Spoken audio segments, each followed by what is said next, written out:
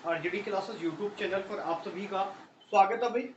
Geography हम पढ़ रहे थे। लास्ट क्लास में हमने पढ़ लिया था, शुष्क मरुस्थल प्रदेश को कंप्लीट कर लिया था, जिसमें हमने बालू का स्तूप युक्त क्षेत्र और मुक्त क्षेत्र को इन डिटेल में समझ लिया था। उससे बाहर एक भी क्वेश्चन नहीं जाएगा। 90% तक गारंटी आपको दे सकता हूँ कि उससे बाहर एक सिंगल क्वेश्चन आपका नहीं जाएगा। बशर्ते आप लोगों ने सभी चीजें ध्यान से लिखी हो तो और समझा हो तो दिलो दिमाग में सभी चीजों को सेट करते जाएंगे। ठीक है भाई, प्रॉपर नोट्स बनाते हुए चलिएगा। ऑफलाइन क्लास की तरह ही चीजें मैं आपको डिलीवर कर रहा हूँ, तो ग्रहण करें और बढ़िया तरीके से तैयारी करें, सिलेक्शन वलेक्शन लें। ठीक है भाई, चल शुरू करते हैं। आज का हमारा जो प्रदेश है, देखिएगा मैं बार बार रिवीजन भी करवा देता हूँ थोड़ा सा। ये जो एक रेखा है, जो ये देखिएगा, ये जो रेखा है, इस रेखा को बोलते हैं 50 सेंटीमीटर संवर्षा रेखा। कौन सी रेखा? 50 सेंटीमीटर संवर्षा रेखा। 50 सेंटीमीटर संवर्षा से मतलब है कि देखो 50 इस वाले एरिया में 50 सेंटीमीटर से कम वर्षा होगी और इस वाले एरिया में कितनी होगी? 50 सेंटीमीटर से कम वर्षा होगी, ठीक, ज्यादा होगी। ये है हमारी, ये है अरावली पर्वतमाला की विस्तार। कौन सी पर्वतमाला है सर? ये है हमारी अरावली पर्वतमाला। ठीक है, अरावली पर्वत, अरावली के बारे में कल इन डिटेल में क्लास होगी और हो सकता है 1.5 घंटे की क्लास हो, तो उसको पूरा देखिएगा। ठीक है, ये है अरावली। इसको हमने दो भागों में बांट करके पढ़ा था। ये है 25 सेंटीमीटर संवर्षा रेखा। कौन सी सेंटीमीटर? 25 सेंटीमीटर संवर्षा रेखा। यहाँ पर देखो 25 सेंटीमीटर, ये इस रेखा को बोला। देखो ये 25 सेंटीमीटर बोले तो इस वाले एरिया में जीरो से लेकर के 25 सेंटीमीटर वर्षा होगी, मतलब 5 सेंटीमीटर से ऐसे। जीरो तो नहीं, जीरो सम यहाँ पर होती है, थोड़ी बहुत होती है। 25 सेंटीमीटर, जीरो से लेकर 25 सेंटीमीटर जो वर्षा होती है, इसको हमने शुष्क प्रदेश बोला था। कौन सा? शुष्क मरुस्थलीय प्रदेश। और इस वाले ये वाला पार्ट है, इसमें जो 25 से लेकर के 50 सेंटीमीटर वर्षा होती है, इसमें कितनी होती है इस वाले एरिया में?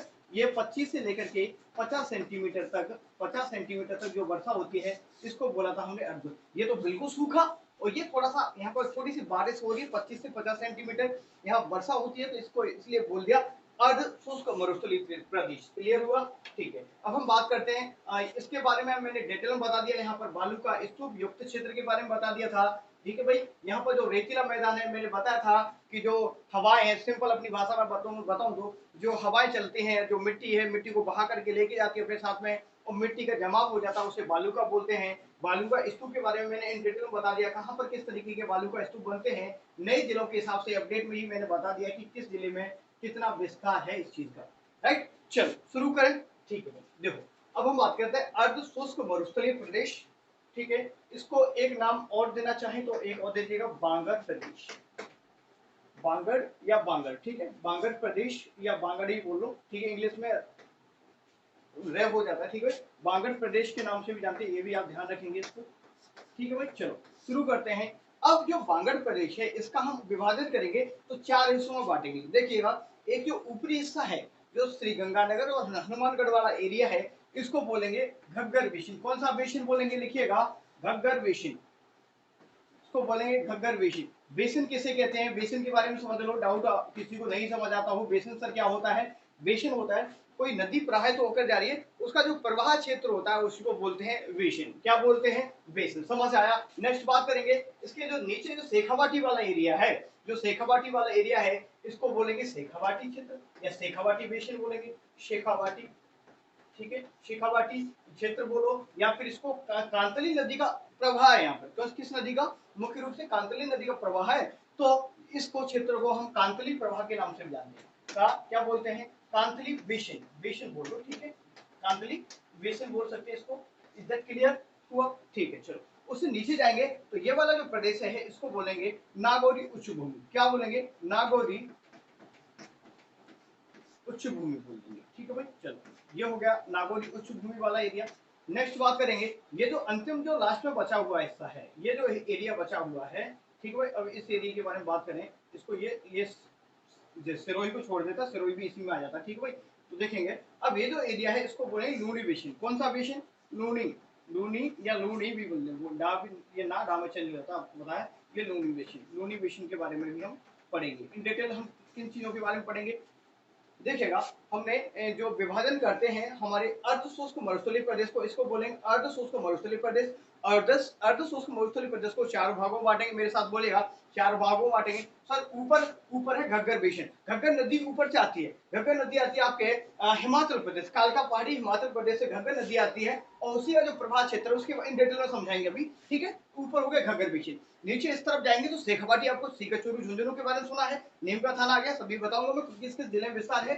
ये हो गया शेखावाटी बेसिन बोले या कांतली बेसिन भी बोल सकते हैं, कांतली नदी का प्रभाव। नेक्स्ट बात करेंगे जो सबसे बीच में आ जाता है यहाँ पर नागौर का मुख्य रूप से एरिया आता है अभी, और जो अब डीडवाना आ गया, कुशावर आ गया, बहुत सारी जिलों के बारे में बताएंगे जो नए जिले हैं, ब्यावर आ गया, ठीक है, ये सब इसमें आगे नागौर बीच में। नेक्स्ट बात करें इधर लूनी नदी है, ये अजमेर की नाग पहाड़ियों से लूनी नदी निकलती है, उसकी नदियों के बारे में नेक्स्ट बताएंगे आपको नदी वाले टॉपिक में, ठीक है।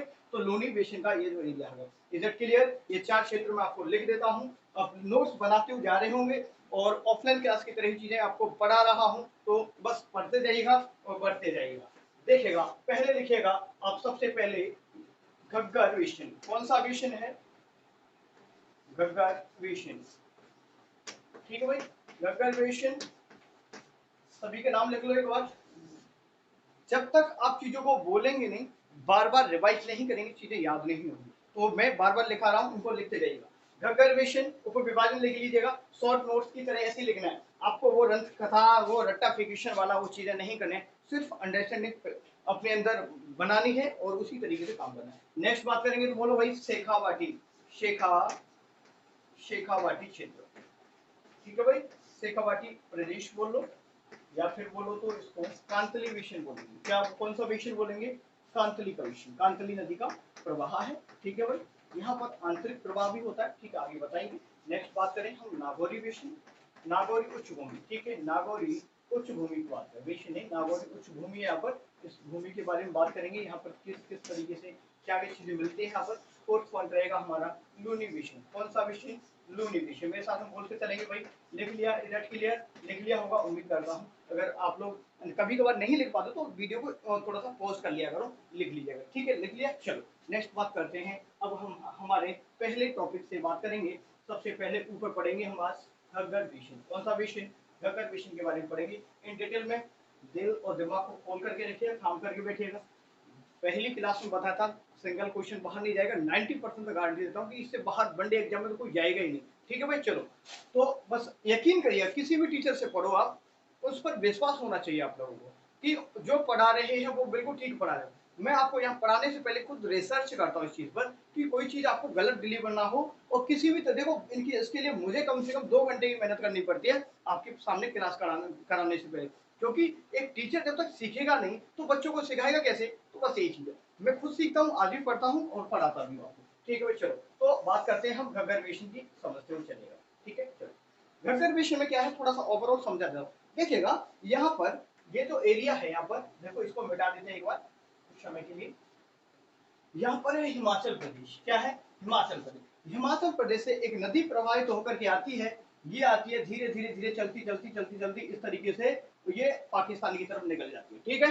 चलो ये आ गई साहब, इस नदी का नाम है, इस नदी को बोलते हैं घग्गर नदी। कौन सी नदी है सर? घग्गर नदी बोलेंगे इसको, ठीक है भाई, ये है घग्गर नदी हो गई, ठीक है भाई। घग्गर नदी कहाँ से निकलती है सर? ये आपको याद रखेंगे तो कालका पहाड़ी, ठीक है, कालका पहाड़ी हिमाचल प्रदेश से ये नदी निकलती है, याद रखेंगे। घग्गर नदी कालका पहाड़ी हिमाचल प्रदेश से निकलते हैं और हमारे हनुमानगढ़ और गंगानगर में प्रवाहित होती है, और इसी के साथ अनूपगढ़। अब कौन सा जिला जुड़ गया? अब जिलों की बात विस्तार समझ लो इसका। सबसे पहले देखिए विस्तार, विस्तार कहाँ कहाँ पर है, तो विस्तार की बात करें तो एक तो हो गया हनुमानगढ़, हनुमान का गढ़, हनुमान जी का गढ़, ठीक है भाई। नेक्स्ट बात करेंगे इसमें तो आपका आ जाएगा गंगानगर, ठीक है, श्री गंगानगर लगा नहीं रहे हम, ठीक है, गंगा लगा दो, गंगानगर। गंगानगर के बाद एक अनूप नाम का व्यक्ति बाद में आता है, तो इसको बोल लेते हैं अनूपगढ़। कौन सा एरिया आ गया? अनूपगढ़, ठीक है। 3 जिलों में विस्तार है मुख्य रूप से, आपको बताना है हनुमानगढ़, गंगानगर, अनूपगढ़। क्लियर हुआ? चलो ठीक है, नेक्स्ट बात करेंगे नदी कौन सी है इस बेसिन में, नदी बता दिया, नदी का नाम याद रखें तो ये होगी आपकी घग्गर नदी। कौन सी नदी हो गई? घग्गर नदी, ठीक है भाई। चलो घग्गर नदी हो गई। अब यहाँ पर देखो नदी है, अब नदी तो है सर, और क्या होगा? देखो पहले ये एरिया मैंने क्या बताया, 25 से 50 सेंटीमीटर वर्षा होती है। इस एरिया में क्या है, पहले बारिश वगैरह बहुत कम होती है, तो पानी की बहुत ज्यादा किल्लत हुआ करती है। तो बीकानेर के जो गंगा सिंह जी थे ना, उनके द्वारा यहाँ पर जो अकाल पड़ा था, बहुत ज्यादा सूखा पड़ा था, इसकी समस्या को सुलझाने के लिए उन्होंने एक गंग नहर की शुरुआत की। किसकी? गंग नहर। तो इसी प्रदेश में आ जाएगी गंग नहर। क्या?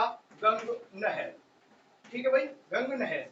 गंग नहर के बाद आईजीएनपी की बात करें, इंदिरा गांधी नेशनल, ठीक है, राष्ट्रीय परियोजना, इंदिरा गांधी नहर परियोजना की बात करें, इंदिरा गांधी नहर, देखो आपसे पूछेगा कि इंदिरा गांधी नहर परियोजना, तो आपको बताना है घग्गर बेसिन से संबंधित है, और गंग नहर ये आपके कहां से संबंधित है। अब सर देखो यहाँ पर दो नहरें आ गई। कितनी नहर आ गई? दो। इसका मतलब है सर्वाधिक सिंचित क्षेत्र। इसका मतलब क्या होता है सर? इसका मतलब होता है सर्वाधिक सिंचित क्षेत्र राजस्थान में कौन सा है, तो आपको बताएंगे कि घग्गर बेसिन सर्वाधिक सिंचित क्षेत्र आता है। Is that clear? ठीक है भाई। देखो नदियां हैं, समझते जाना चीजों को, जोर से वो पढ़ा रहा हूँ आप लोगों को, समझाते हुए चल रहा हूँ। तो शायद ये नीचे आपको शायद दिखाई नहीं देगा, मुझे लगता है। चलो एक बार नहीं दिखाई देता, फिर भी मैं बोल करके लिख के समझा देता हूँ। ठीक है भाई, यहाँ तक समझ आया? यहाँ पर क्या होता था, यहाँ समझेगा, ये पहले इस एरिया में यहाँ पर एक जाति निवास करती थी जिसका नाम था योद्ध। क्या नाम था?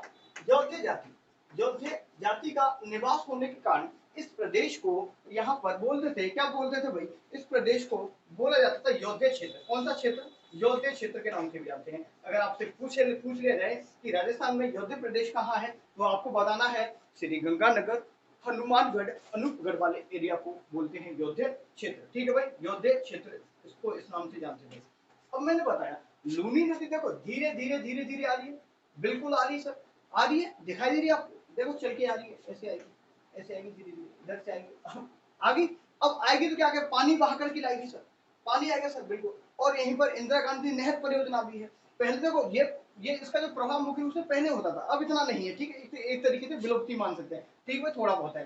देखो ये जो पहले आती थी ना, अब ये सूखा एरिया हो गया इधर। देखो पहले था पानी, अब पानी नहीं है, तो ये सूखा एरिया हो गया। अब सूखा एरिया हो गया तो सूखे एरिया को क्या बोलेंगे? देखो यहाँ पर कुछ चीजें आपको बता देता हूँ। एक आपको यहाँ पर टर्म देखने को मिलेगी, नाली। क्या? नाली। क्या बोलेंगे? नाली। ये जो सूखा एरिया है, अब पहले यहाँ पर पानी जाता था इन नालियों में, इन नालियों में पानी जाता था, अब पानी में पानी नहीं जाता, सूख गई, तो सूखी नाली। सूखी नाली को बोलेंगे भाई, क्या बोलेंगे? जो शुष्क घाटी, ऐसे समझ लो, जो शुष्क जो तटवर्ती एरिया है, घग्गर नदी का शुष्क तटवर्ती एरिया बोले तो नाली। क्या? नाली। जो शुष्क घाटी बोल लो तो शुष्क घाटी। घग्गर नदी की जो घग्गर नदी की शुष्क घाटी, घग्गर नदी की शुष्क घाटी बोले तो उसको क्या बोलेंगे? नाली बोलेंगे। समझ आया? शायद नीचे नहीं दिखाई दे रहा होगा, ये मोबाइल इधर आगे मैंने ज्यादा लिख दिया है, इधर आपको समझ आ रहा होगा, उम्मीद करूंगा। अरे भाई मुझे लगता है कि ये आज तो मैंने इसमें वो भी ठीक तरीके से नहीं लगाया। एक बार मैं चेक कर लेता हूँ कि आपको आवाज पता नहीं क्लियर आ रही है नहीं आ रही। मैंने आज माइक भी सेट नहीं किया है प्रॉपर, पता नहीं आपको कैसी आवाज आएगी इसमें। अभी मुझे मैंने ध्यान दिया कि इसमें माइक तो मैंने सेट किया ही नहीं। एक बार चेक कर लेता हूँ, माइक तो इसमें सेट किया नहीं,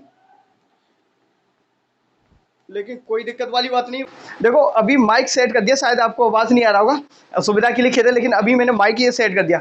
अक्सर ध्यान आया मुझे कि माइक नहीं लग रहा है। ठीक है, तो अब कोऑपरेट करेंगे। शायद आवाज़ थोड़ा सा आपको, ये पंखा चल रहा है, आवाज़ ऐसी आ रही हो, लेकिन अब सही आएगी। ठीक है, तो नाली आपको समझ आया। अब इतने टाइम ये 13-14 मिनट की वीडियो हो गई, दोबारा से नहीं बनाएंगे इसको। ठीक है, आप कोऑपरेट करेंगे मेरे भाई। ठीक है, तो आपको समझिएगा, ऊपर जो राजस्थान का जो उत्तरी भाग है उसको घग्गर प्रदेश के नाम से जानते हैं। यहाँ पर योद्धे जाति का निवास स्थान का होने के कारण इसको योद्धे के क्षेत्र के नाम से भी जानते थे पहले।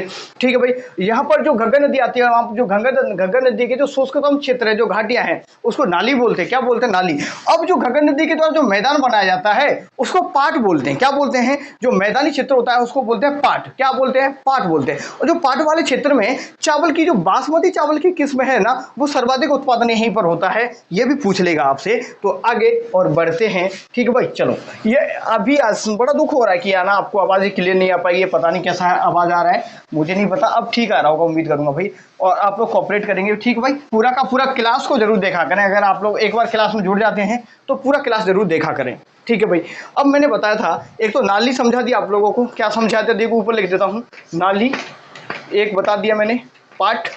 देखो घग्गर नदी की शुष्क घाटी समझ लो। क्या लिख लो? शुष्क घाटी। समझ आना चाहिए। शुष्क घाटी को क्या बोलते हैं भाई?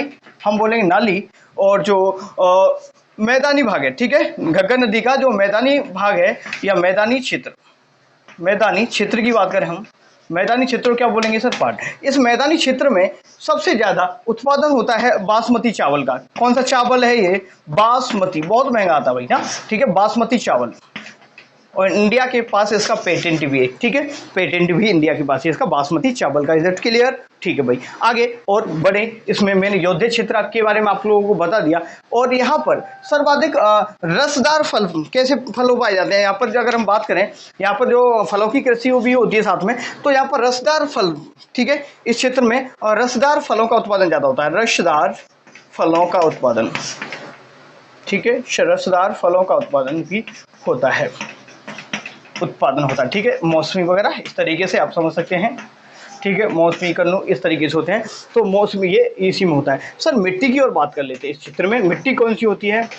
मिट्टी के बारे में बताएंगे सर। इस क्षेत्र में जो मिट्टी पाई जाती है, देखिएगा, मिट्टी थोड़ी सी हल्की पीली होती है। कैसी? हल्की पीली मिट्टी पाई जाती है। इस क्षेत्र में कौन सी मिट्टी पाई जाती है सर? आपको बताना है। हल्की पीली मिट्टी पाई जाती है, या दूसरे नाम बोल दो रेवेलिना। रेवेलिना, याद रखिएगा, रेवेलिना मृदा किस भाग से संबंधित है? आपको बताना है। घग्गर बेसिन। कौन सा बेसिन? घग्गर बेसिन, या उत्तरी राजस्थान का हिस्सा। एक नाम और आपको याद रखना है, इसी क्षेत्र में एक नाम और देते हैं इसको, साई बेसिन। साई, देखो, साई रोजेक्स। इस मृदा को एक नाम और देते हैं, इसको साई रोजेक्स। क्या बोलते हैं? साई रोजेक्स। आपसे पूछ लेगा कि सर साई रोजेक्स मृदा कहाँ पाई जाती है, तो आपको बताना है घग्गर बेसिन में साई रोजेक्स मृदा पाई जाती है। समझ आया होगा मेरे भाई। चलो आगे बढ़ते हैं, नेक्स्ट बात करेंगे, ठीक है। चलो यहाँ तक आ गया, कंप्लीट कर लिया यहाँ तक।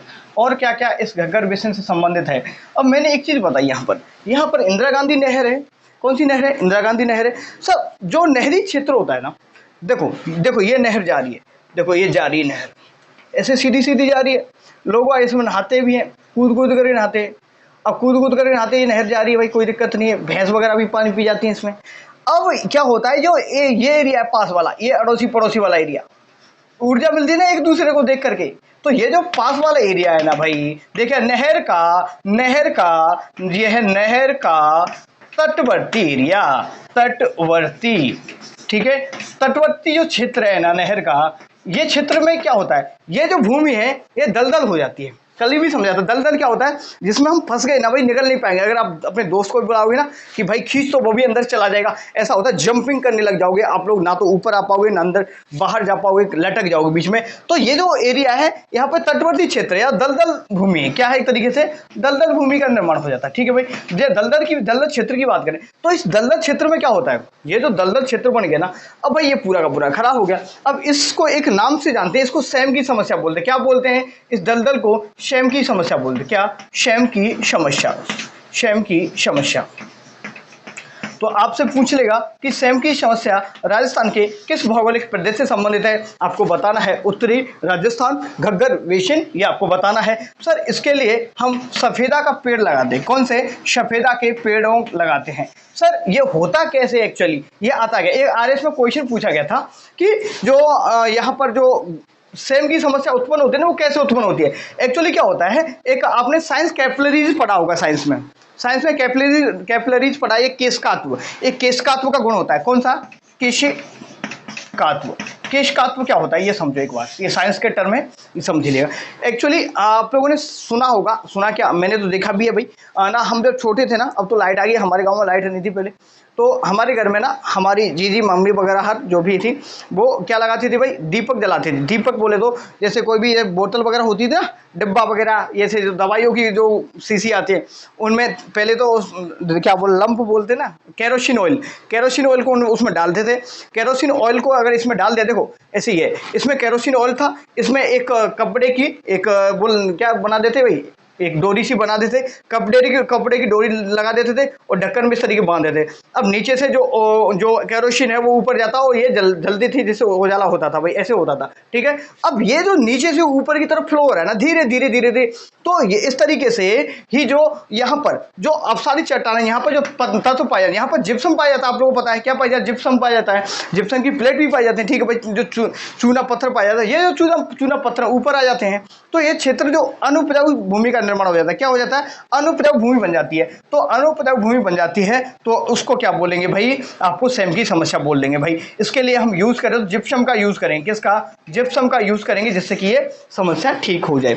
समझ आया, ये किसका, तो किससे संबंधित है, आप लोगों को बताना है, सेम की समस्या से संबंधित है। और आपको इसके लिए सफेदा बोल सकते हैं या फिर आप जिप्सम का यूज करेंगे तो ये क्षेत्र ठीक हो जाएगा, ये उपजाऊ भूमि फर्टाइल, ये जो है हमारा जमीन है वो बन सकता है। दैट क्लियर हुआ, उम्मीद करूंगा इसमें अब और कुछ बचा नहीं है, हमारा कंप्लीट हो चुका है क्या, घग्गर विषन। नेक्स्ट मूव ऑन करेंगे, हमारा नेक्स्ट है शेखावाटी विषन। ठीक है भाई, दूसरे नंबर पर बात करें शेखावाटी क्षेत्र बात करें, या फिर बोले तो कांतली नदी का प्रवाह है, इसको कांतली विषन बोलेंगे। कौन सा विषन, कांतली, ये कांटली भी मिल जाए कहीं कहीं, ग्रामीण क्षेत्रों में ता को कभी टा भी बोल लेते हैं, ठीक है, तो कांटली भी मिल सकता है या कांतली विषन, ठीक है, समझ आया। देखो अब आगे बात करते हैं इस क्षेत्र की, अब हम बात करने वाले हैं इस क्षेत्र की, इसको थोड़ा सा हटा देते हैं जिससे कि कुछ चीजें मैं लिख दूंगा यहाँ पर, ठीक है। चलो, ये जो कांतली बेसन, देखो कांतली बेसन का विस्तार कहाँ पर है सर, सीकर, चूरू, झुंझुनू, क्या सीकर। देखो अब मैं विस्तार बताता हूँ, चलो विस्तार समझ लो, विस्तार कहाँ कहाँ पर है इसका, कांतली बेसन का विस्तार समझ लो, नई जिलों के हिसाब से अपडेटेड क्या है, ये यहाँ पर आ जाएगा चूरू, क्या आ जाएगा सर, चूरू आ जाएगा, चूरू के बाद झुंझुनू आ जाएगा सर, प्लस लगा लो, झुंझुनू हो गया सर, ठीक है, झुंझुनू हो गया। नेक्स्ट बात करें हम यहाँ पर, तो हमारा नीम का थाना हो गया, नीम का थाना, सीकर हो गया, और एक सुजानगढ़ और लिख लो इसमें, सुजानगढ़ भी जिला बन चुका है, आप लोगों को पता है 6 अक्टूबर को 3 नई जिलों की घोषणा की गई, सुजानगढ़, मालपुरा। कौन कौन से जिले बनाए गए थे, 3 जिले मैंने आपको बताया था, एक तो यहाँ पर सुजानगढ़ बना दिया और ये एक मालपुरा बना दिया था, सुजानगढ़, मालपुरा, और एक नया जिला और बनाया था जिसका नाम था, कौन सा था, एक दिमाग से इसके बोल रहा है, ठीक है। ये तो सुजानगढ़ बनाया था, और ये सुजानगढ़, ये जयपुर से मालपुरा बना दिया, एक जिला और बनाया था कोई एग्जैक्ट ध्यान नहीं आ रहा, ठीक है भाई। 3 जिलों का गठन किया था 6 तारीख को, और तो आप टोटल दे दोगे 53, ठीक है भाई। चलो नेक्स्ट बात करें, यहाँ पर मिट्टी की बात करें सर, मिट्टी की बात करें तो कैसी पाई जाती है यहाँ पर, रेतीली पीली मिट्टी पाई जाती है, रेतीली पीली मिट्टी, या बोले तो लाल पीली बोल लो, ठीक है, या रेतीली पीली मिट्टी बोलो, ठीक है, रेतीली पीली मिट्टी, ठीक है भाई, रेतीली पीली मिट्टी या ये क्षेत्र कुछ लाल, हरियाणा वाले एरिया में लाल भी पाए जाते हैं, कहीं के लाल भी मिल जाए तो लाल भी आप ठीक करेंगे, ठीक है, रेतीली लाल मिट्टी कर लो, हटो, ठीक है भाई, रेतीली लाल मिट्टी कर लो। ज़्यादा तो इस तरह क्वेश्चन पूछेगा नहीं, लेकिन मैं समझाने के लिए बता रहा हूँ। तो रेतीली लाल मिट्टी यहाँ पर होगी, समझ आया होगा, ठीक है। नेक्स्ट हम बात करेंगे इस क्षेत्र के बारे में, क्या कहते हैं, यहाँ पर एक नदी आती है, नदी का नाम है कांतली नदी। कौन सी नदी है, कांतली नदी। अब जो कांतली नदी है ये अंतः प्रवाह की नदी है। कैसी नदी है, अंतः प्रवाह की नदी कहते हैं जो नदी वर्षा ऋतु में, तो जैसे वर्षा होगी तो पानी भर जाएगा, वर्षा खत्म होते ही वो पानी स्वतः ही जमीन के अंदर चला जाएगा, तो उसको बोलेंगे भाई, क्या बोलेंगे, अंतः प्रवाह की नदी बोलेंगे। तो ये अंतः प्रवाह क्षेत्र भी है, कि क्या बोलेंगे इसको, अंतः प्रवाह क्षेत्र के नाम से भी जानते हैं, ये समझ आया। तो इसके कारण इसको अंतः प्रवाह क्षेत्र, अंतः जल प्रवाह क्षेत्र बोल देंगे, ठीक है। कौन सा क्षेत्र बोलेंगे, अंतः जल प्रवाह क्षेत्र। एक्चुअली जो कांतली नदी है ना, यहाँ पर तंवर राजवंश का यहाँ पर क्षेत्राधिकार हुआ करता था, तो इसको तोराबाटी के नाम से भी जानते हैं, क्या बोलेंगे, तोराबाटी क्षेत्र, क्या बोलेंगे इसको, तंवर राजवंश का क्षेत्र अधिकार होने के कारण इसको तोराबाटी क्षेत्र के नाम से भी जाना जाता था, ये समझ आया। नेक्स्ट हम बात कर लेते हैं आगे क्या क्या रहेगा, ठीक है भाई, तोराबाटी क्षेत्र हो गया। नेक्स्ट बात करता हूँ यहाँ पर, जैसे कांतली नदी बताया, अब नदी बह रही है तो कुछ तो सर पानी होगा, तो क्या होगा सर, घास होगा कि नहीं होगा, बिल्कुल सर, घास फूस होगा। यहाँ पर एक जो घास होता है, घास बोले, घास को बीड़ बोलते हैं, क्या बोलते हैं, घास को बीड़ बोले, या फिर दूसरे शब्दों में कहें तो चारागाह भूमि को बोलेंगे हम बीड़ बोलते हैं सर, क्या बोले, बीड़। एक शब्द और मिलेगा आपको, बीहड़, बीहड़ और बीड़ में अंतर समझ लो। बीहड़ किसे कहते हैं? जो चंबल नदी जाती है, चंबल नदी जैसे प्रवाहित होती है ना, तो भाई पानी इधर उधर जाता है तो जो उत्खात भूमि बना देती है। जैसे मैं आपको समझाऊं, जैसे ये नदी जा रही है तो कहीं इधर इधर से निकल गई, थोड़ी सी इधर से निकल गई, इधर से निकल गई। ये जो डकैत होते हैं ना, उनकी शरण स्थल के नाम से भी जानते हैं, क्योंकि इतनी थी वो उत्खात भूमि निर्माण हो चुका, लंबी लंबी नीचे नीचे खाइयां टाइप में, ठीक है भाई। तो उसको बोलते हैं बीहड़। क्या बोलेंगे? बीहड़ बोलेंगे, ठीक है। या फिर बोले तो चंबल, चंबल नदी द्वारा निर्मित उत्खात क्षेत्र। चंबल नदी के द्वारा उसका क्षेत्र का निर्माण किया जाता है ना, तो उसको बोलते हैं भाई बीहड़। और बीड़ में आपको अंतर समझ आया। बीड़ किससे संबंधित है आपको बताना है। बीड़ सर आपके शेखावाटी क्षेत्र से संबंधित है ठीक है। एक चीज और बताई थी मैं, शेखावाटी में मैंने कल बालू का स्तूप पढ़ाई थी। तो सर्वाधिक यहाँ पर जो बालू का स्तूप की बात करें तो यहाँ पर बालू का स्तूप की बताया था मैंने। यहाँ पर बरखान, कौन से खान है यहाँ पर? बरखान या अर्धचंद्राकार। इसके बारे में डिटेल में कल पढ़ा चुका हूँ। अर्धचंद्राकार बालू का स्तूप पाए जाते हैं, ठीक है भाई। यहाँ पर बालू का स्तूप पाए जाते हैं। सर्वाधिक कौन से बालू का स्तूप पाए जाते हैं? ये मरुस्थल का भाग है, ठीक है। बालू का स्तूप पाए जाते हैं, ठीक है भाई। तो इस क्षेत्र में किस प्रकार के बालू का स्तूप पाए जाते हैं तो आपको बताना है। बरखान या अर्धचंद्राकार प्रकार के बालू का स्तूप पाए जाते हैं। एक चीज और समझ, एक आपने चीज सुना होगा, एक शब्द यहाँ पर जो मैं बता देता हूँ आप लोगों को, देखेगा। जैसे एक झरना नाम सुना है, देखो जैसे भाई ये पहाड़ी है, कोई ये है पहाड़ी सर, ठीक है। ये थोड़ा सा मैदानी क्षेत्र है या फिर नीचे खाई है। तो एक होता है बारिश हुई तो पानी सीधा का सीधा इसको टच ना करते हुए सीधा इधर गिरता है। ऐसे थोड़ा सा इसको ऐसे कर देते हैं, ये ऐसे बना देते हैं। जब ये पानी सीधा गिरता है ना, इसको बोलते हैं हम झरना। क्या बोलेंगे? झरना। किसी पहाड़ी से, किसी चोटी से बिना सटे हुए जो पानी सीधा नीचे की तरफ जमीन पर गिरता है, उसको जो जमीन पर गिरता है उसको झरना बोलेंगे। अब क्या होता है, जैसे ये कोई उठा हुआ कोई पठारी क्षेत्र है। इस पठारी क्षेत्र में यहाँ पर क्या है? पठारी क्षेत्र कुछ। इस पठारी क्षेत्र में क्या होता है भाई, यहाँ देखेंगे इस पठारी क्षेत्र में कभी कम वर्षा होती है तो पानी इसमें आ जाता है। जब इसमें जल संचित हो जाता है ना, जब जल संचित हो जाता है तो क्या होता है आगे जाकर के, ये जो जल है थोड़ा सा दूर जाकर के निकलता है। यहाँ पर कभी देखा होगा आप लोगों ने, हमारे खुद का बोरवेल एक, तो उसमें भी ऐसा होता है। हमारे गांव का बंद है एक थोड़ा छोटा सा, तो उसमें जैसे पानी आ जाता है तो जैसे वर्षा ऋतु के बाद में उसमें से जो वर्षा ऋतु में भी और बाद में उसमें से ऑटोमेटिक ओवरफ्लो होने लगता है, उसमें से पानी निकलने लगता है। तो ऐसे निकलने लगता है उस क्षेत्र को, उसको बोलते हैं झर। क्या बोलते हैं? केवल झर बोलते हैं, ठीक है भाई। क्या बोलते हैं? झर। ये भी टर्म आपको ध्यान रखिए, शेखावाटी क्षेत्र से संबंध है। एक शब्द आपको जरूर ध्यान रखना है इसमें शेखावाटी में, एक है नाडा या बोले तो नाडी। नाडा या नाडी। दूसरा आप ध्यान रखेंगे, इसमें आप लोग याद रख सकते हैं शर। तीसरा आप याद रख सकते हैं सर, बाद में लिखेंगे, पहले थोड़ा सा रिलेटेड लिख देते हैं, जोहड़ लिख देते हैं। क्या लिख देते हैं? जोहड़।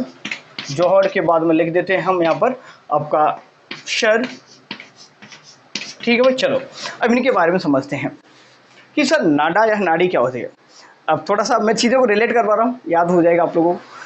नाडा होता है पजामे वगैरह को बांधने के लिए एक रस्सी होती है, ये चार दे रहा मेरा, इस तरीके से एक नाडा होता है। नाडे को यूं पैक कर देते हैं, बांध देते हैं ना भाई, कमर पे बांधेंगे इसको, ये टाइट हो जाएगा। टाइट हो जाएगा तो हमारा पेंट हो, जैसे बेल्ट की तरह होता है नाडा।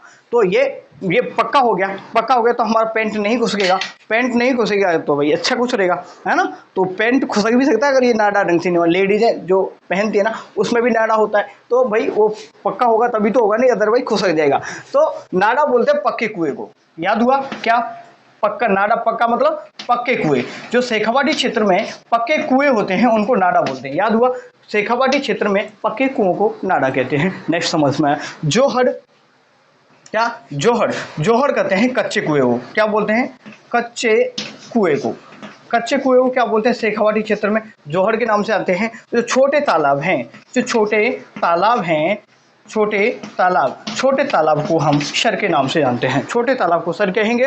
नाडा या नाडी बोले पक्के कुएं को बोलेंगे, जोहड़ बोलेंगे कच्चे कुएं को, और सर बोलेंगे छोटे तालाब को। एक जोहड़ से एक क्वेश्चन और याद आ रहा है मुझे। एक जोहड़ कार्यक्रम चलाया गया था। जोहड़ कार्यक्रम किसके द्वारा चलाया गया था? तो राजेंद्र सिंह जी, नाम याद रखिएगा, इंपॉर्टेंट है। राजेंद्र सिंह जी के द्वारा जोहड़ कार्यक्रम चलाया गया। अब ये जो राजेंद्र सिंह जी हैं, इनको एक नाम से और जानते हैं, इनको water man of India, man of India के नाम से जानते हैं। क्या किस नाम से जानते हैं? वाटर मैन ऑफ इंडिया पूछे तो आपको बताना है, राजेंद्र सिंह जी का नाम बता देना है। Is that clear? क्लियर हुआ। चलो ठीक है भाई। और शेखावाटी से ऑलमोस्ट चीज़ें मैंने कंप्लीट करवा दी, आप लोगों को कुछ रहा नहीं इसमें, तो ये आपको समझ आया होगा, पूरा का पूरा समझ आया शेखावाटी क्षेत्र के बारे में, समझा दिया पूरा का पूरा।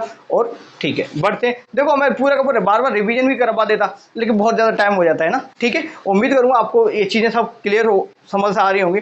और अगर आपको मेरा प्रयास अच्छा लग रहा है, निश्चित रूप से आप लोग सपोर्ट करें, बस इतना ही सपोर्ट करें कि अपने छोटे बड़े भाइयों से कम 10-5 लोगों से चैनल को सब्सक्राइब जरूर करवाया करें, जिससे हमारा चैनल बढ़ेगा तो मुझे भी थोड़ा सा मोटिवेशन मिलेगा आप लोगों के लिए। सच बताऊँ, दिनों रात पढ़ाने के लिए पढ़ा सकता हूँ, रात में भी कह देना कोई कि रात में पढ़ा दो, पढ़ाई इतना अच्छा लगता है, बहुत अच्छा लगता है मुझे आपको पढ़ाना। तो भाई ना आप लोग सपोर्ट करें, चैनल को बढ़ाओ भाई, हमारा छोटा चैनल है, हम लोगों के लिए अभी पढ़ाने का ही सबसे अच्छा एक मार्ग लगा है मुझे, कि मैं इस शिक्षा के माध्यम से कुछ चीज़ें, शायद मैं ये नहीं कहता कि मैं बहुत सारी चीज़ें समझता हूँ, जानता हूँ, बट हाँ जितना भी मैं जानता हूँ, जितनी भी मेरी समझ है, उसके अकॉर्डिंग मैं चीज़ें आपको जो समझा रहा हूँ तो आप समझें, और बस हमेशा एक दूसरे की सपोर्ट करते हैं।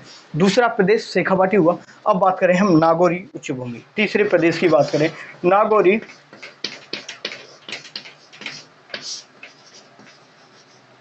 उच्च भूमि के बारे में बात कर लेते हैं।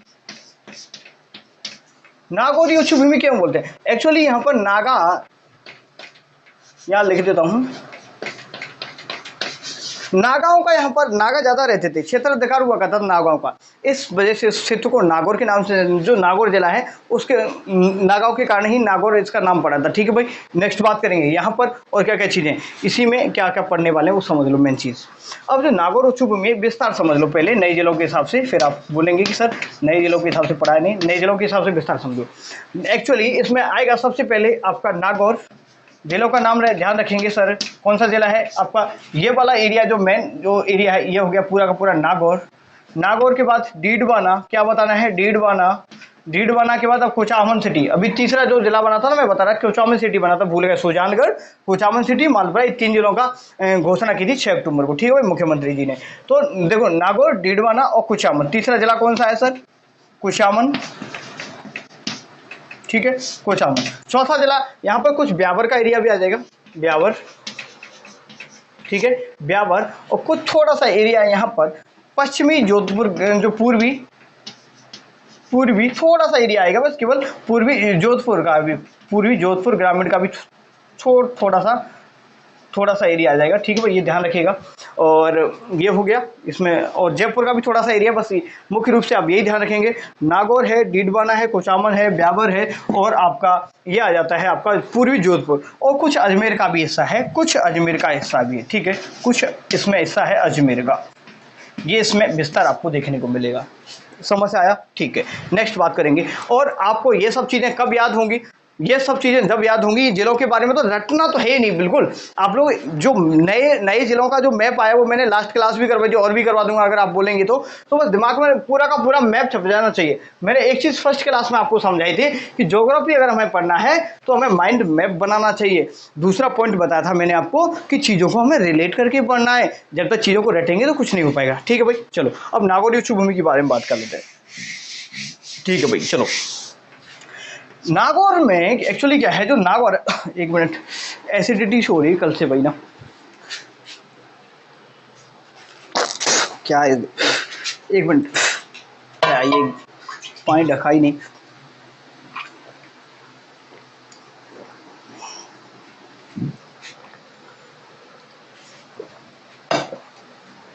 नागौर वाले एरिया के बारे में थोड़ा सा अगर मैं आपको बैकग्राउंड में लेके चलता हूँ, फ्लैशबैक में लेके चलता हूँ, थोड़ा सा हिस्टोरिकल चीज़ें बताता हूँ।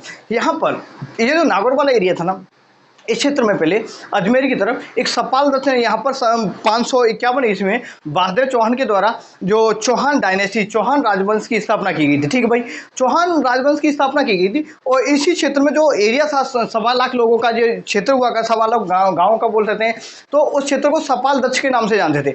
और इससे जो बीकानेर की तरफ बढ़ते थे तो यहाँ पर एक जंगलों का प्रदेश हुआ करता था, जैसे जांगल प्रदेश के नाम से जानते। क्या कौन सा प्रदेश? जांगल प्रदेश के नाम से जानते थे भाई। ठीक है, समझ आया। नेक्स्ट हम बात कर लेते हैं अब हम इसके बारे में जो हमारे रिलेटेड है। तो हम बात करें मिट्टी की बात कर लो, चलो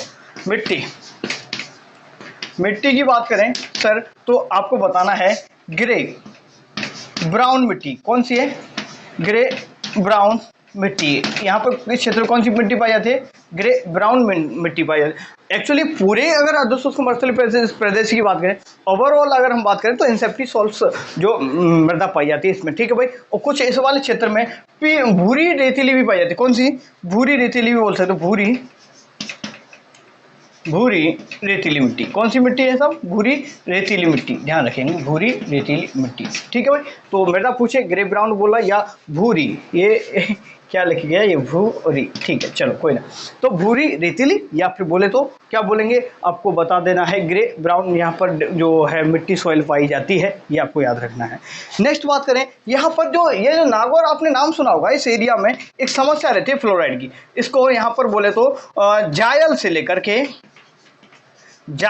लेकर के पुष्कर, ये नागौर में जायल से लेकर के पुष्कर तक का जो क्षेत्र है ना, देखो यहाँ पर जो नागौर है ना, नागौर से जो जायल तक का जो नागौर में एक जायल स्थान है, ठीक है भाई, वहां से लेकर के जो अजमेर की पुष्कर तक, है एक्चुअली। अब जो जायल है वो जायल आ चुका है डीडवाना में, कहाँ पर आ गया, जायल डीडवाना में आ गया, तो डीडवाना लिख सकते, कुछ भी कोई दिक्कत नहीं है, एग्जैक्ट मेरे स्थान का नाम लिख दिया।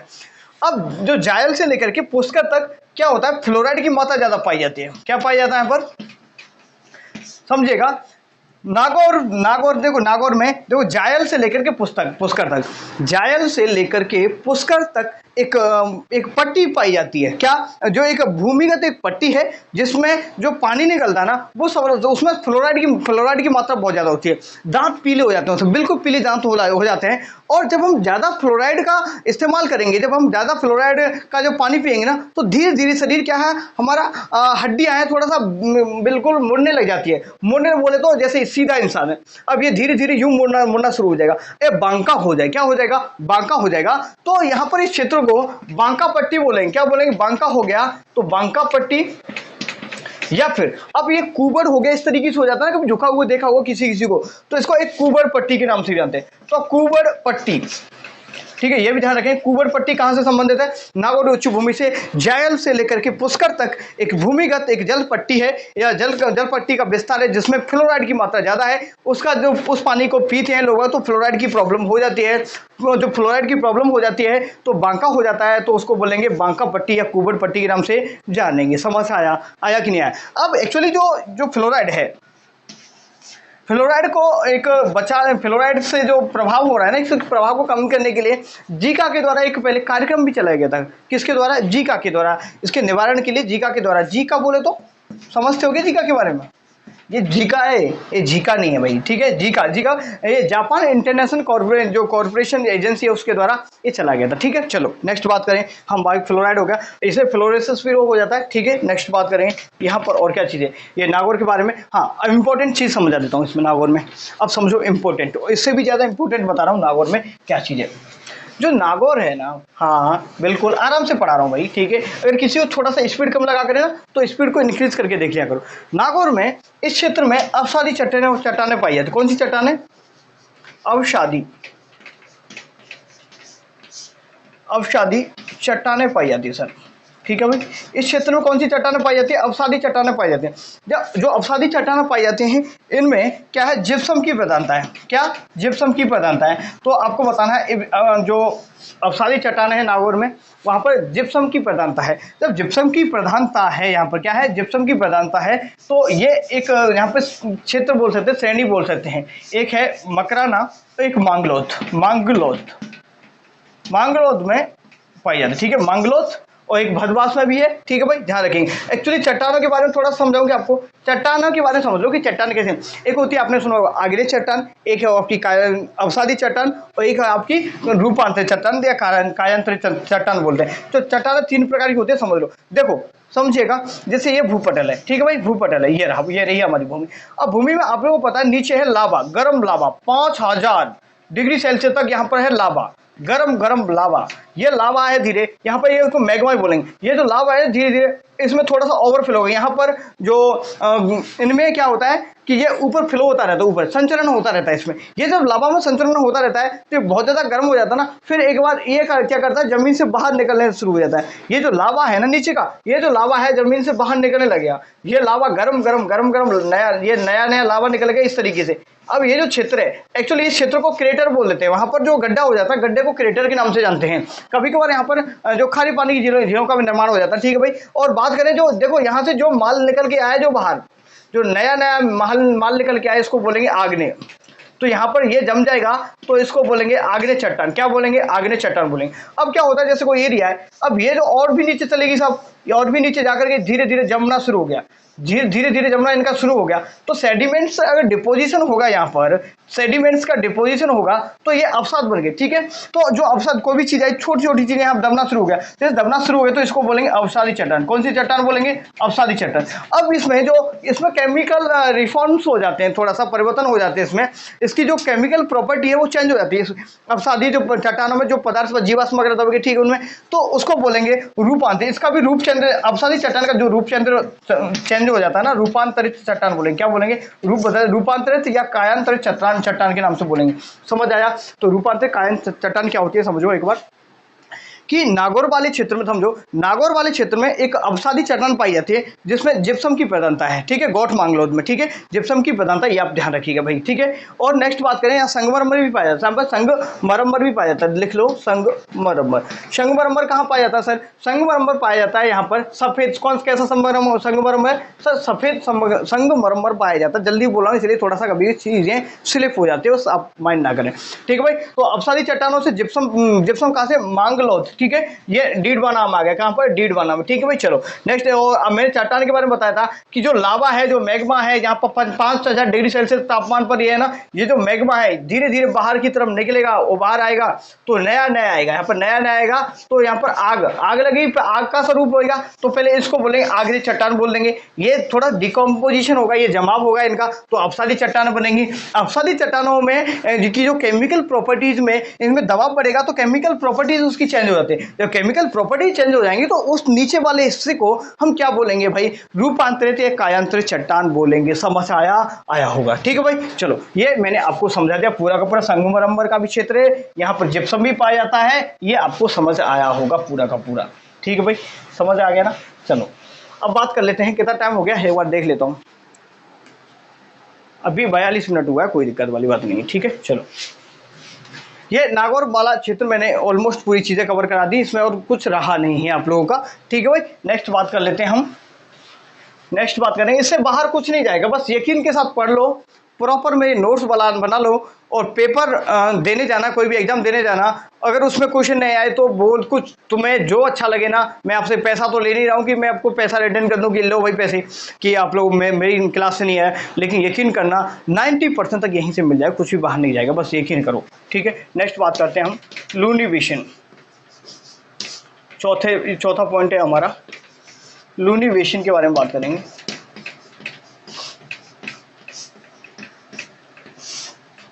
ये जो लूनी बेसिन है इसके बारे में समझो। लूनी बेसिन में देखो, यहाँ पर जो नदी आती है, लूनी बेसिन क्यों बोलते हैं? यहाँ पर लूनी नदी का प्रवाह क्षेत्र, किस नदी का? लूनी नदी का प्रवाह क्षेत्र है। यहाँ पर विस्तार की बात करें, विस्तार देख लो एक बार, विस्तार कहाँ पर है? विस्तार समझो इसका विस्तार है आप लोगों का, देखो यहाँ से आएगा। तो एक तो है आपकी ब्यावर। अब सबसे पहले हम ब्यावर ले लेते हैं, ब्यावर। ठीक है भाई, ब्यावर लिखिएगा। ब्यावर के बाद में आपका जो एरिया आता है, यहाँ पर जोधपुर का एरिया आता है, जोधपुर।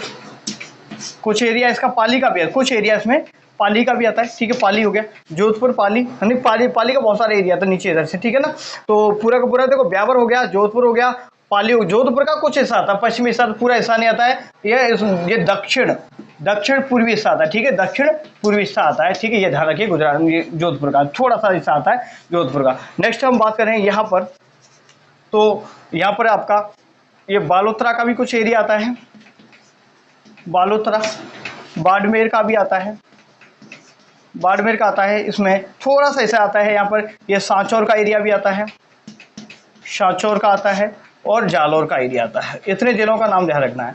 अब ये इतने जिले याद कैसे करोगे सर, भूल जाओगे।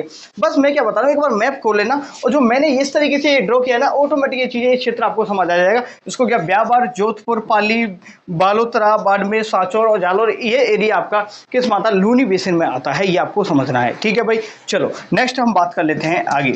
यहाँ पर एक गोंडवान प्रदेश है, गोंडवान प्रदेश। यहाँ पर गोंडवान जो जाति का निवास होने का, यहाँ इसको गोंडवान प्रदेश के नाम से भी जाना जाने लगा कालांतर में। ठीक है भाई, यहाँ पर और समय समय के हिसाब से आगे बहुत सारी चीज़ें आएंगी। यहाँ पर एक चीज़ जो इम्पोर्टेंट जो मुझे लग रही है कि शायद यहाँ से आप क्वेश्चन पूछ सकता है आप लोगों से, ये समझ लो, ये क्वेश्चन पूछ सकता है आपसे। क्या, देखो यहाँ पर 56 की पहाड़ियों का विस्तार है। कौन सी पहाड़ी है? 56 की पहाड़ियाँ। 56 की पहाड़ियों के बारे में समझ लो। 56 की पहाड़ियाँ कहाँ से कहाँ तक है, ये समझ लो। जो 56 की पहाड़ियाँ है ना भाई, 56 की पहाड़ियाँ कहाँ से कहाँ तक है? देखो भाई, 56 की पहाड़ियों का विस्तार है बालोतरा से लेकर के,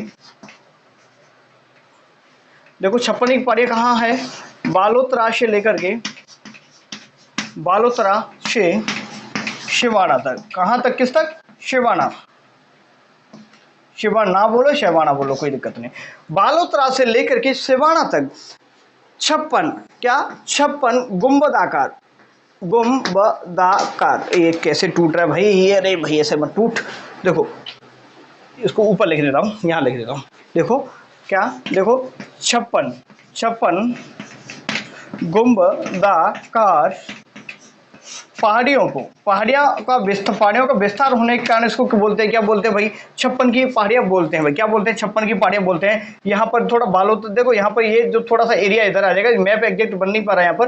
ठीक है भाई, तो ये हो गया आपका बालोतरा। बालोतरा से लेकर शिवाना, बालोतरा से लेकर शिवाना तक जो छोटी छोटी चोटियाँ हैं गुंबदाकार, इन चोटियों को बोलेंगे भाई हम 56 की पहाड़ियाँ बोलेंगे। 56 की पहाड़ियों में ही एक आपको ध्यान रखना है, नाकोड़ा पर्वत। कौन सा पर्वत है? नाकोड़ा पर्वत। तो आपसे पूछेगा कि नाकोड़ा पर्वत किस जिले में है, तो आपको बताना है सर बालोतरा। क्या बताएंगे? बालोतरा। यहाँ पर भैरवनाथ जी का मंदिर है, नाकोड़ा पर्वत पर भैरवनाथ जी का मंदिर है। कौन सा, किसका मंदिर है? भैरवनाथ जी का मंदिर है। ठीक है, भैरवनाथ जी का मंदिर है भाई। ठीक है भाई, अब यहाँ पर और एक क्या चीज़ है, जो नाकोड़ा पर्वत है, यहाँ पर जो 56 की पहाड़ियाँ है ना, ठीक है, गुंबदाकार 56 पहाड़ियाँ हैं। अब इसमें एक पीपलूद गांव है। क्या है? जो 56 की पहाड़ियों में एक छोटी सी पहाड़ी, वहाँ पर पीपलूद गांव है। इसमें एक पहाड़ी पड़ती है, इसमें एक हल्देश्वर पहाड़ी। क्या नाम है? हल्देश्वर पहाड़ी। कौन सी पहाड़ी है? ऊपर लिख देता हूँ, शायद नीचे नहीं दिखाई देगा। वो हल्देश्वर पहाड़ी देखिएगा। जो 56 की पहाड़ियाँ हैं, इनमें एक पहाड़ी का नाम है हल्देश्वर पहाड़ी। कौन सी पहाड़ी है? हल्देश्वर पहाड़ी। हल्देश्वर पहाड़ी। हल्देश्वर पहाड़ी कहाँ पर है सर? ये पीपलूद गांव में है। कहाँ पर है? पीपलूद। ठीक है, पीपलूद गांव में है हल्देश्वर पहाड़ी। हल्देश्वर पहाड़ी क्या है? ये पश्चिमी राजस्थान का सबसे आर्द्र स्थान है। पश्चिमी राजस्थान का ये क्या है? आर्द्र स्थान है। पश्चिमी राजस्थान का आर्द्र स्थान है। आर्द्र स्थान है, इसलिए इसे मारवाड़ का लघु माउंट आबू बोलते हैं। मारवाड़ का लघु माउंट आबू के नाम से जानते हैं। तो पूछेगा मारवाड़ का लघु माउंट आबू कैसे कहते हैं, तो आपको हल्देश्वर पहाड़ी को बता देना है। आपको ये क्लियर हुआ कि नहीं हुआ? ठीक है भाई, नेक्स्ट बात करें। यहाँ पर मिट्टी की बात करें, समझो किसकी बात करें? मिट्टी की बात करें। यहाँ पर देखो लवड़ी मिट्टी पाई। कौन सी, कैसी मिट्टी पाई है? लवड़ीय मिट्टी पाई जाती है। कौन सी, कैसी मिट्टी पाई जाती है? यहाँ पर लवड़ी मिट्टी पाई जाती है, ध्यान रखिएगा। नेक्स्ट हम बात करें यहाँ पर लवड़ी मिट्टी की बात में क्या क्या चीज़ें और यहाँ पर है। इस क्षेत्र में लवड़ी मिट्टी हो गई। अब यहाँ पर जसवंतपुरा, जालौर वाले एरिया में जसवंतपुरा की पहाड़ियाँ में पाई जाती है। कौन सी पहाड़ियाँ हैं? जसवंतपुरा की पहाड़ियाँ। जसवंतपुरा की पहाड़ियों के बारे में ध्यान रखेंगे। जसवंतपुरा की पहाड़ियाँ कहाँ है सर? जालौर। कहाँ पर है सर? ये जालौर में इनका विस्तार देखने को मिलता है जसवंतपुरा की पहाड़ियों का।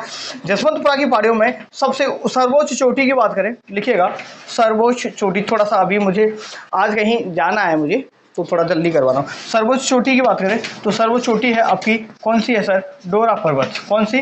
डोरा पर्वत सर्वोच्च चोटी है। ठीक है भाई, जसवंतपुरा की सर्वोच्च चोटी कौन सी होगी?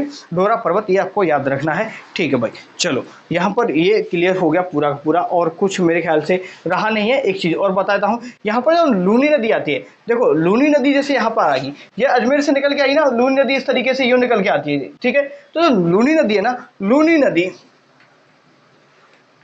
लिखो, लूनी नदी, जो लूनी नदी है ना, बिल्कुल ठीक है सर, तो लूनी नदी है, लूनी नदी के जल स्तर में अगर वृद्धि हो जाती है, क्या? लूनी के नदी के जल स्तर में अगर वृद्धि हो जाती है, ठीक है, लूनी नदी यहाँ पर अजमेर में, क्या? अजमेर की बात कर रहा हूँ, लूनी नदी के अजमेर में जल स्तर में अगर वृद्धि हो जाती है तो बाढ़ की संभावना, बाढ़ की, ये क्वेश्चन पूछा कि बाढ़ की संभावना कहाँ पर होगी? बाढ़ की संभावना, बाढ़ की संभावना कहाँ पर होगी? तो आपको बताना है बालोतरा में, बालोतरा बताएंगे आप लोग, बालोतरा कहाँ पर? तो बाढ़ आने की संभावना कहाँ रहेगी? बालोतरा जिले में आप बाढ़ आने की संभावना रहेगी बिल्कुल पूरी। और जो बालोतरा है, यहीं पर लूनी नदी का जो पानी है, यहाँ बालोतरा आता है तो मीठा रहता है, यहाँ तक तो पानी में कैसा रहता है? पानी मीठा रहता है, मीठा, ठीक है, मीठा पानी रहता है, और इसके बाद में हो जाता है पानी खारा, क्योंकि ये पूरा रेगिस्तानी क्षेत्र आप लोगों को पता है। यहाँ पर वो जो पहले मैंने बता ही दिया मरुस्थल के बारे में, पूरा का पूरा डिटेल में खारा पानी क्यों हो जाता है इसके बारे में पहले बता चुका हूँ। तो खारा पानी हो जाता है, कैसा पानी हो जाता है? खारा पानी हो जाता है। ये क्वेश्चन यहाँ से पूछ जाएंगे, तो उम्मीद करूंगा पूरा का पूरा मैंने ये अर्ध शुष्क मरुस्थलीय प्रदेश है ये आपको पूरा कवर करा दिया, और समझ में भी आप लोगों को पूरा का पूरा आ गया होगा भाई। ठीक है, चलो बंद करें, और भाई आज जा रहा हूँ थोड़ा सा काम में, और कल की क्लास भी ऐसे ही लेट हो गई थी आप लोगों की, कोई दिक्कत वाली बात नहीं है, बस आप लोग बस शेयर किया करें 4-5 लोगों को, 5-10 भाइयों से सब्सक्राइब करवा करें चैनल को, बस यही मदद करते रहें, और स्वस्थ रहें, व्यस्त रहें, मस्त रहें, पढ़ाई करें, ज़्यादा से ज़्यादा रिवीजन करें। ये जो क्लास करवा दिया मैंने, इनको बार बार देखा करें। क्या क्या क्या करें? जब भी फ्री हुआ करें तो इन क्लास जो मेरी, मैं इस चैनल पर बहुत सारी क्लासेज आपको मिलेंगी, अगर आप फ्री होते हो तो भाई क्या करें, इन क्लासों का रिवीजन किया करें, क्लासों को बार बार देखा करें। अगर आप बार बार क्लास ही देख लोगे ना तो भी आपको चीज़ें बहुत ज़्यादा क्लियर हो जाएंगी। ठीक है, चलो बात करते हैं, अब कल की बात करेंगे। कल हमारा जो टॉपिक रहेगा, हम अरावली के बारे में पढ़ेंगे। किसके बारे में? अरावली के बारे में पढ़ेंगे। हो सकता है 1.5 घंटे की क्लास करवाऊँ आप लोगों के लिए, टाइम निकालूंगा मैं, तो कल अरावली इन डिटेल में पढ़ेंगे। पूरा तैयार रहिएगा, और 4-5 बजे क्लास आपको मिली जाती है, कभी कभार थोड़ा सा बिजी शेड्यूल चल रहा है तो आपको लगभग 5-7 बजे तक मिल जाएगी। कल 10 बजे के समथिंग मैंने क्लास अपलोड की थी, तो कोई दिक्कत वाली बात नहीं, संघर्ष करें और स्वस्थ रहें, व्यस्त रहें और मस्त रहें। Thank you.